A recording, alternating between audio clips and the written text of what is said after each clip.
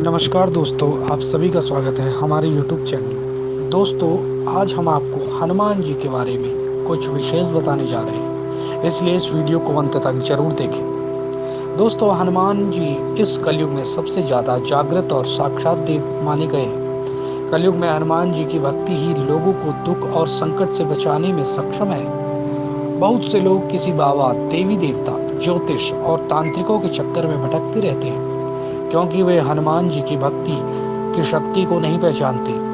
ऐसे भटके हुए लोगों का राम ही भला करे, राम ही उन्हें बचाएं और राम जी की कृपा से ही उन्हें हनुमान जी की शक्ति का आभास हो।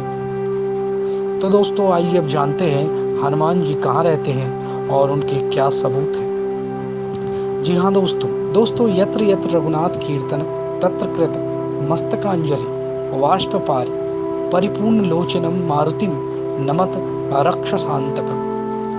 अर्थात इसका अर्थ यह है कि कलयुग में जहाँ जहाँ भगवान श्री राम की कथा कीर्तन इत्यादि होते रहेंगे, वहाँ हनुमान जी गुप्त रूप से विराजमान रहेंगे। सीता जी के वचनों के अनुसार अजर अमर गुण निधि सुत हो करहूं बहुत रघुनायक छो।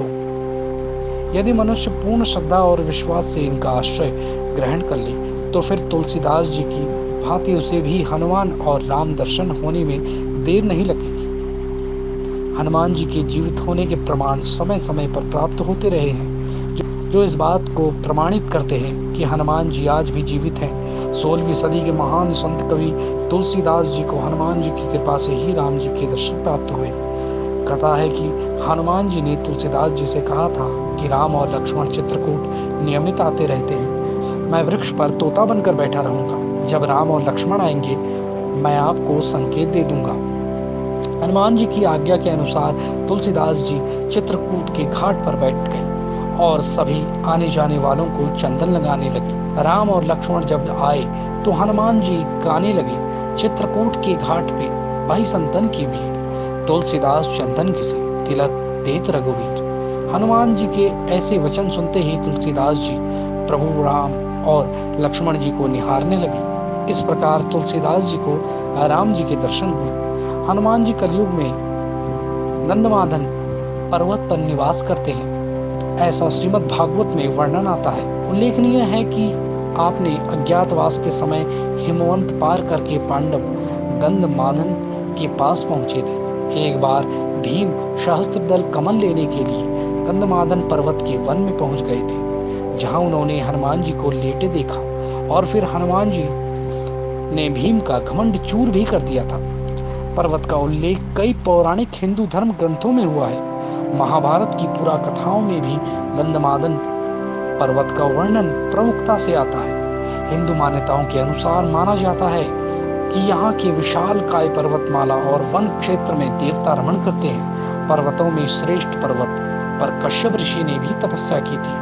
गंधमादन पर्वत के शिखर पर किसी भी वाहन से नहीं पहुंचा जा सकता। गंधमादन में ऋषि सिद्ध चारण, विद्याधर, देवता, गंधर्व, अप्सराएं और किन्नर निवास करते हैं। वे सब निर्मित करते हैं। इसी नाम से एक और पर्वत रामेश्वर के पास भी स्थित है, जहां से हनुमान जी ने समुद्र पार करने के लिए छलांग लगाई थी। लेकिन हम उस पर्वत की बात नहीं कर रहे हैं। हम बात कर रहे हैं हिमालय के कैलाश पर्वत के उत्तर में दक्षिण के केदार पर्वत की स्थित गंधमादन पर्वत की। यह पर्वत कुबेर के राजक क्षेत्र में था। सुमेरु पर्वत की चारों दिशाओं में स्थित गजदंत पर्वतों में से एक को उस काल में गंधमादन पर्वत कहा जाता था।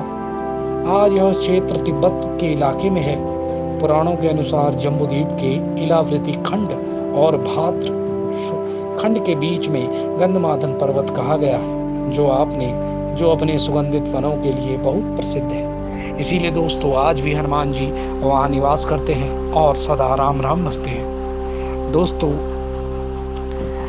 अगर आपको भी हनुमान जी की शक्ति का आभास जल्द से जल्द करना है, तो केवल मात्र 21 दिन के लिए प्रतिदिन 1008 हनुमान मंत्र या संपुटित राम नाम बीज मंत्र बोलने से आपको जल्द से जल्द हनुमान जी की शक्ति का आभास होगा। यह प्रक्रिया किसी सक्षम गुरु द्वारा ही करें। द्वारा ग्रहण करने के बाद यह अवश्य आपको प्राप्त होगी। तो दोस्तों, ऐसी कुछ खास खबरों के लिए आप हमारे चैनल को सब्सक्राइब करना ना भूलें और बेल आइकन को जरूर दबाएं।